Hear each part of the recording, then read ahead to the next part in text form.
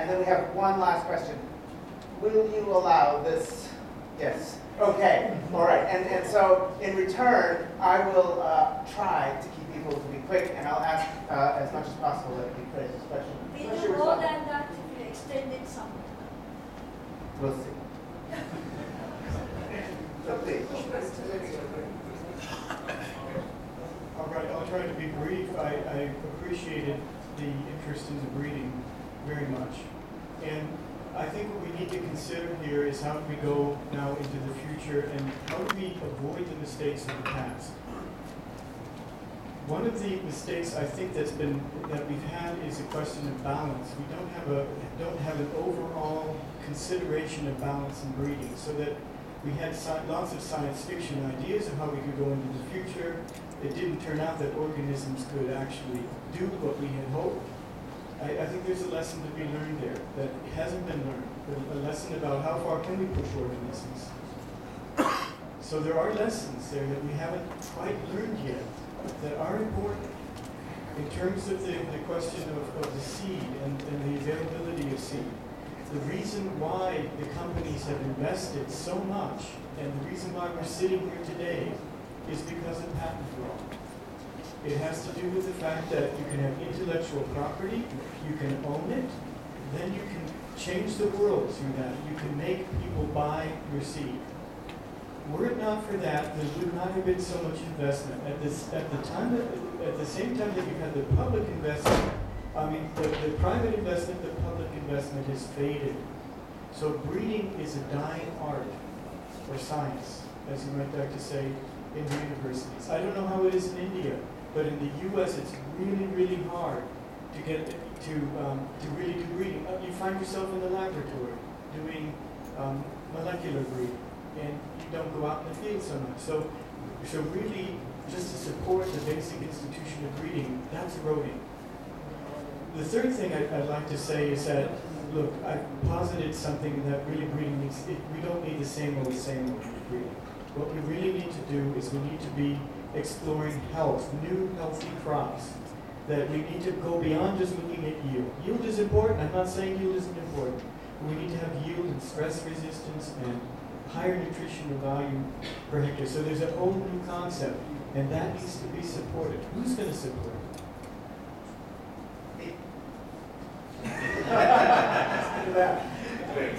Thanks. Dr. Bentel's remarks, and I must point out Dr. Bentel does genetic engineering. He's also got Yeah, he's also I do conventional breeding also. I don't only mention but his remarks were originally addressed to Dr. Heron's presentation. And he talked about holistic as ideological. Now, holistic means taking everything into account. It means understanding a system. It doesn't mean having control. As you said, we will do everything and solve every problem. Sadly, the opposite of holistic and opposite of systemic is reductionist, myopic, fragmented. That's exactly the kind of reductionist science that started with genetic engineering has now ended up with what they call, which started with Green Revolution, has ended up with the second Green Revolution. And it's those who practice that myopic science who are actually trying to seek control. The discussion we've had this evening. Myopic science, which doesn't understand the system and doesn't understand relationships and doesn't understand connections, is bad science. It's not, that is ideology, it's not, well, let me, sorry, I'm afraid of your... now, I want to pick up another issue that Dr. Heron raised. Reduction is myopic. Reduction is myopic. All science is based on reduction. No, that science is based on reduction. Obsolete science is based on... Folks, what we've had here is a point and a reply. No, but I think there's a very important point. When Dr. Heron says we must not see food as a commodity, I think we have to see the connection between the commodification of agriculture and food, the reduction in our options in terms of the crops we plant, with it, the illusion that we are growing more.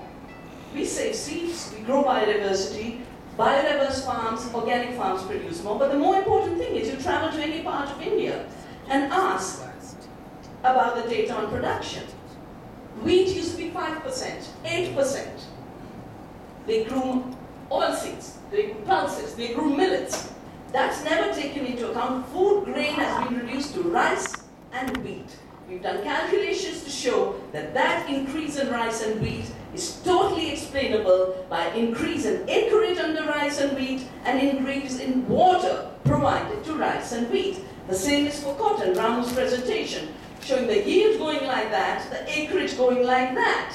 If all your cotton, if cotton displaces every other crop, you will have more cotton. That's not a miracle, it's a monoculture. And I think the way the commodity thinking and which is linked to reduce what I call monocultures of the mind, then allows a reduction in nutrition and food availability to be presented as more food. And food grain is what you're focusing on. But you, Dr. Rupela, you said, we've stopped importing. Look at our imports of oilseeds and pulses. The American economy would collapse if we were growing our own oilseeds and pulses. So the full basket, which is what holistic understanding would be, full basket of food output is being treated as ideology. So you push half of India to hunger, you create stunted and wasted kids, and you celebrate your science.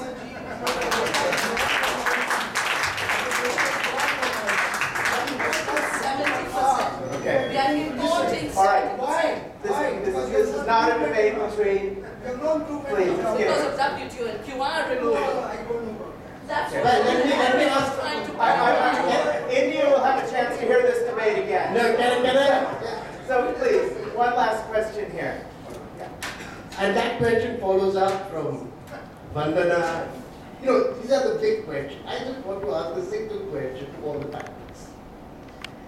Everything that you said, would you have rather said it with GM being the focus and therefore being forced to take a position against GM? Or would you have rather done it on the positive things that came out in some of the presentations? Or indeed on the legal issue which Paitel pointed to, which is the whole intellectual property issue. Is there anything that, I mean, except for the fact that a great deal of money is being spent by corporates in this particular state, is there anything that you've said which you can sort of ask yourself, could we have made the same point better without flagging GMOs as the enemy?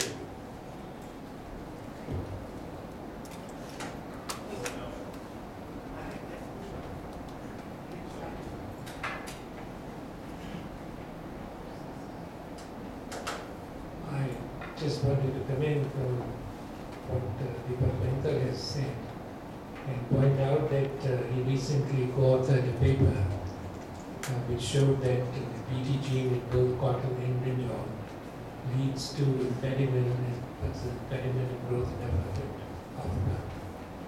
So he himself has shown that there is a problem with the BTG representing more trees that we put in as transgenes. So against this background, I intend to say that if we want to jump, then we must see where we are jumping. And we know that it's a well where we won't be able to get out, and we should jump. And I think Deepak's work itself has established that. And I think the only conclusion one can draw is that be careful and don't accept it without adequate precautions. You're going to close the conference. Let me try to make an answer to that. My answer is that I believe that we could always, having done an experience, do it better.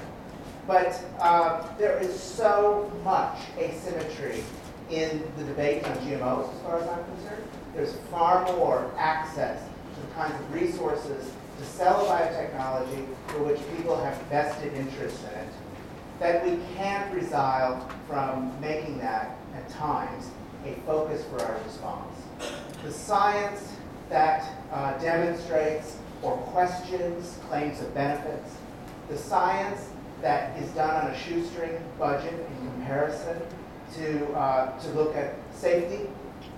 These kinds of things don't get to play, don't have the access, don't have the ability to make the airways in the same way as the science that shows benefits. And so yes, I think at times we do have to address it. With the exception of ET1, there's no GMO which has been around, not even any variant of Roundup. They may be in pipeline, but the fact is that for a country like this, is the message better that keep things out rather than get a good things in out? Or if it is in terms of itself, is it technology or is it bad? Well, I mean, I'd have to leave it to all of you to decide how you want to make the argument. Wait a minute. Will you give us the leave to have one more? Yes? Okay, please.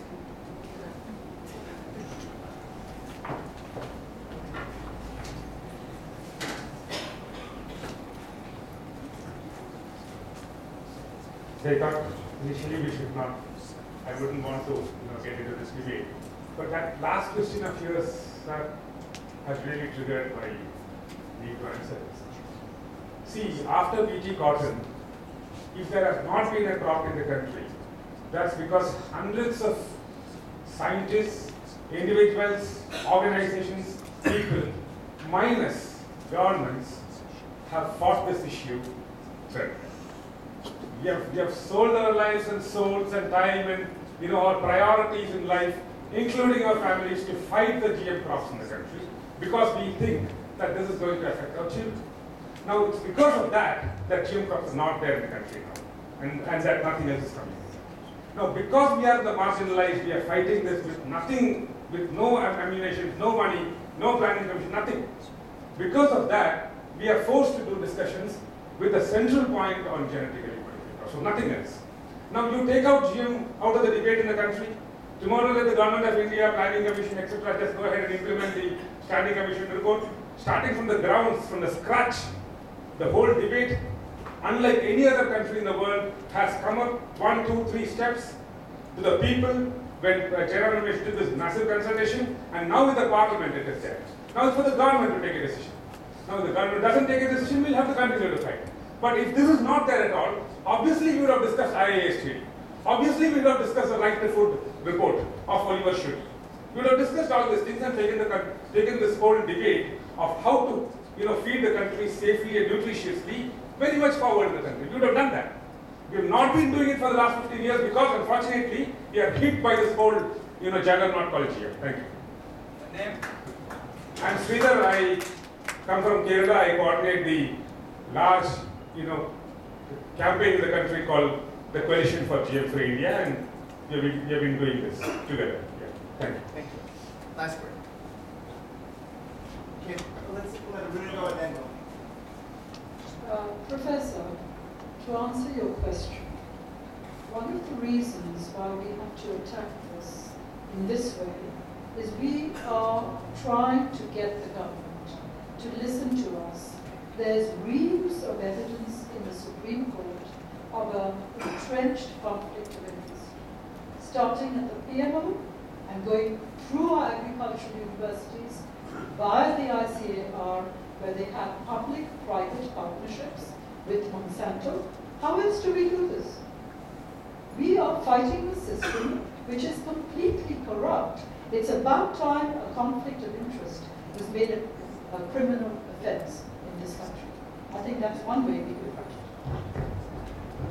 Thank you. Now, if the panel would like to respond briefly while Pushpa readies himself to close the discussion.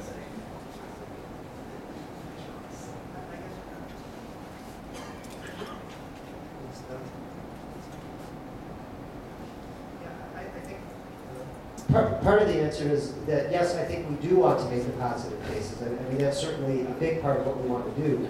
But from my perspective, and I'm not speaking of India, and this is why I can talk only from the perspective of the U.S., policies are driving a lot of what we do. And policies are aimed specifically at genetic engineering as well as industrial agriculture, which I see genetic engineering as being a big part of industrial agriculture. So it's a broader critique. But if we're going to critique the policies, which are then it's almost impossible to avoid talking about the technologies that those policies are aimed at. So I agree with you. We have to provide a positive vision. Without that, we're nowhere. But I think we're trying to do that. But it's hard to avoid, for reasons that others have said too, at least some discussion about why we're in the dilemma we're in, and that involves a discussion of genetic engineering and other things. Just to add on, we really made several attempts to actually talk about positive stories. In fact, we took for planning commission, one of your colleagues earlier, that we had Chopra to field, and then we have seen several of the villages, and then he said he's convinced, but never it went beyond for any discussion. We actually wrote to planning commission several times. There is a detailed roadmap about how ecological farming can be scaled up in this country based on evidence. And then we made a request to planning commission also. We argued a case saying that if you're afraid that the shift to organic farming, if at all, there is evidence within NARS which shows that yields do not decline across crops, across locations. But if you are afraid, we said there are ways of intensifying ecological farming, starting with rain-fed areas of the country, which will be a surefire guarantee that your yields will actually improve in these pockets by at least 40%. And those are the areas which have been neglected all these years. We gave a roadmap to the Planning Commission. We sent it to the Agriculture Minister. We have had meetings in a framework which looked at the chemical industry vis-a-vis ecological farming also. It's not just GM crops. Like Doug is pointing out, it's about one paradigm against another paradigm.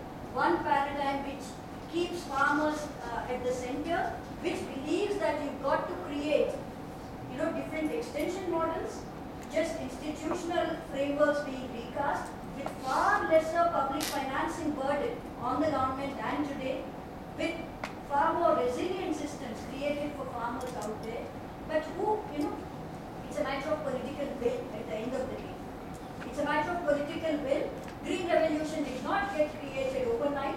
The same applies to ecological farming. If the government makes up its mind that we can do this, then we'll all collectively grow on certain things where we have no answers, but there are many other things for which large-scale solutions have been created on the ground already. Okay, There is a